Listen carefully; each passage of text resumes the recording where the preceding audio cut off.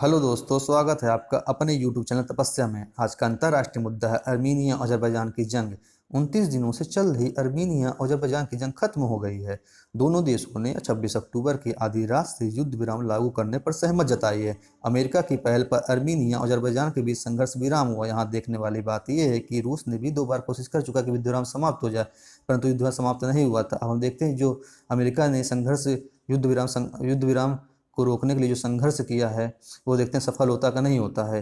ये अर्मेनिया और ये अजरबैजान, इसका जो पूर्वी हिस्सा है ये अर्मेनिया अजरबैजान का है, और जो इसका पश्चिमी हिस्सा है वो अर्मेनिया का है। और ये जो छोटा सा एरिया है, ये जो छोटा सा एरिया है ये ये जो छोटा सा एरिया है ये नागोर्नो काराबख का है। इसी के लिए दोनों लोग लड़ रहे हैं। अब हम देखते हैं लड़ाई के कारण क्या है, इसके फ्लैशबैक में चलते हैं।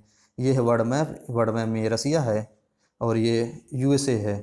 1945 में जो सेकंड वर्ल्ड वार समाप्त हुआ तो यूएसए और रसिया के बीच में कोल्ड वार चालू हुआ। कोल्ड वार मीन्स ये होता है कि बिना किसी हथियार के युद्ध लड़ना, चाहे वो सांस्कृतिक रूप से हो, सामाजिक रूप से हो या आर्थिक रूप से हो, एक दूसरे को ये लोग नीचा दिखाते हैं। इसी को भी कोल्ड वार कहते हैं।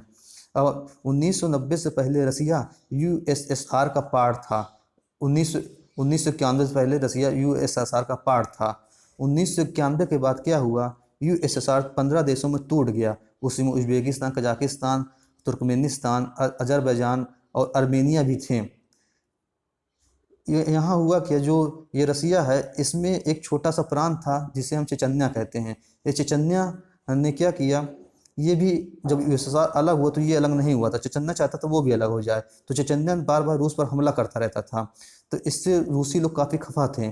तो यहाँ के जो केजीबी एक खुफिया विभाग था, जो इसके लेफ्टिनेंट कर्नल थे व्लादिमीर पुतिन, हाँ आप सही सुने हैं, जो इस समय रसिया के राष्ट्रपति हैं।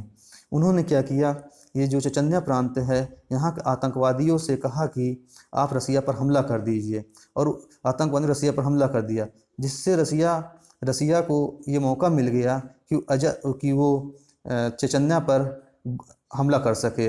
ये सारी व्लादिमीर पुतिन की चाल थी, जिससे पुतिन ने क्या किया, जो केजीबी के लेफ्टिनेंट कर्नल थे उन्होंने चेचन्या में 20,000 से अधिक सैनिकों को भेजकर चेचन्या पर हमला कर दिया। जैसा कि इसीलिए पुतिन काफ़ी फेमस हो गए, और वो 2000 से 2008 तक राष्ट्रपति रहे, 1999 से 2000 तक, एवं 2008 से 12 तक प्रधानमंत्री रहे। 7 मई 2012 से रूस के राष्ट्रपति हैं। पुतिन का कार्यकाल 2024 में समाप्त हो रहा था, लेकिन उन्होंने संविधान संशोधन कर 2036 से राष्ट्रपति रहने का रास्ता साफ हो गया है। जो यूएसए है वो पूंजीवादी देश है, और जो रसिया है साम्यवादी देश है। यूएसए को हमेशा ये डर लगता था कहीं साम्यवादी विचारधारा यूएसए में ना आ जाए।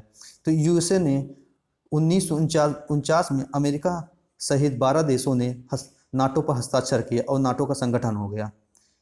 रसिया ने इसके जवाब में वर्साय पैक्ट पर साइन किया, जिससे जिससे जब भारत से ये पूछा गया कि आप यूएसए के साथ रहना चाहते हैं कि रसिया के साथ रहना चाहते हैं, तो भारत ने अपना संगठन गठन तत्कालीन प्रधानमंत्री जवाहरलाल नेहरू ने किया था। तो लेकिन तब भी रसिया जो था वो भारत की तरफ झुकाव रखता था, क्योंकि भारत भी एक समाजवादी देश की तरफ ज़्यादा झुकाव था। इसलिए रसिया भी भारत और रसिया के रिश्ते अच्छे रहते थे हमेशा। नागोर्नो काराबाख को लेकर चल रही थी जंग, और 5,000 से अधिक लोगों की मौत का दावा किया जा रहा है। अमेरिका की पहल पर संघर्ष विराम का ऐलान हो गया। अब देखते हैं टकराव की शुरुआत कैसे हुई। इस टकराव का आधुनिक इतिहास 1980 में मिखाइल गोर्बाचोव के पेरे स्ट्राइका और सोवियत संघ के लोगों में राष्ट्रीय पहचान के लोकप्रिय होते विचार के साथ शुरू हुआ। मतलब ये है कि जो यूएसएसआर था वहाँ पर अलग अलग विचारधाराएं अलग अलग जगह पर पनप रही थी। तो उनका मांग ये था कि वो अपना अलग राज्य चाहते थे। तो पेरेस्ट्राइका का मतलब है कि पुनर्गठन, यानी सोवियत संघ की राजनीतिक और आर्थिक प्रणाली का पुनर्गठन। मीन्स राजनीतिक और आर्थिक रूप से वो अपने आप को अलग करना चाहते थे। नागोर्नो काराबाख सोवियत संघ के अस्तित्व के दौरान अजरबैजान के भीतर एक स्वायत्त क्षेत्र बन गया, जिससे क्या हुआ, जो नागोर्नो काराबाख है वो अजरबैजान का एक हिस्सा हो गया। अंतर्राष्ट्रीय स्तर पर इसे अजरबैजान के हिस्से के तौर पर जाना जाता है। जो नागोर्नो काराबाख है वो अजरबैजान का हिस्सा माना जाता है, लेकिन वहाँ पर जो आबादी है वो अर्मीनिया की ज़्यादा है। इसीलिए इसीलिए अर्मीनिया के लोग ही चाहते थे कि ये अर्मीनिया का हिस्सा हो जाए। यहाँ रहने वाले अर्मीनियाई आबादी नागोर्नो काराबख के अर्मीनियाई से एकीकरण के लिए आंदोलन की शुरुआत की, जिससे अजरबैजान भी भावनाएं भड़क उठी है। इसके चलते दोनों समुदाय में प्रतिनिधियों के बीच टकराव शुरू हो गया और अर्मीनिया और काराबख से अजेरी लोगों को निकाले जाने लगा। इसकी प्रतिक्रिया स्वरूप फरवरी 1988 में अजरबैजान के शहर सुमगइट में बड़ी संख्या में अर्मीनियाई लोगों को मार दिया गया। इससे सुमगइट नरसंहार भी कहा जाता है। अब अंतर्राष्ट्रीय समुदाय की भूमिका देखते हैं। किस देश कौन से देश किसके साथ हैं।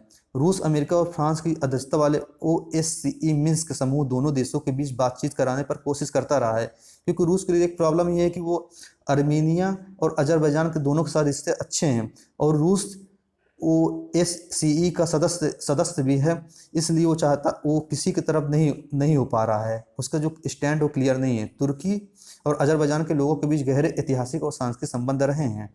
तुर्क और अजेरी लोग की जुबान एक ही भाषाई परिवार का है। तुर्की ने अर्मेनिया के साथ लगने वाली अपनी सीमा सील कर रखी है। दोनों देशों के कूटनीतिक रिश्ते चढ़ाव भरे हैं।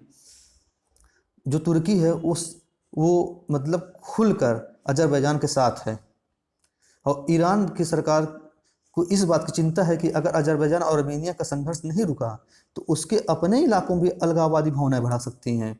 और रूस, जैसे मैं बता चुका हूँ, दोनों ही मुल्कों को अरबों डॉलर के हथियार बेचता है। अर्मेनिया में रूसी कंपनी ने बड़ा निवेश कर रखा है।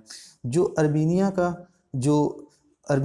रूस का झुकाव अर्मेनिया को बहुत ज़्यादा जो है कि हथियार एक्सपोर्ट करता है। और यहाँ पर पाकिस्तान और जो है वो भी अजरबैजान के साथ है। आप ऐसे भी जान सकते हैं जहाँ बेजान लोग आ जाएं वहाँ पाकिस्तान ही आएंगे। चलो दोस्त, हमारा ये वीडियो आपको कैसा लगा आप हमें कमेंट करके बता सकते हैं। अगर अच्छा लगा हो तो आप इस वीडियो को सब्सक्राइब कीजिए, लाइक कीजिए और ज़्यादा से ज़्यादा शेयर कीजिए। धन्यवाद।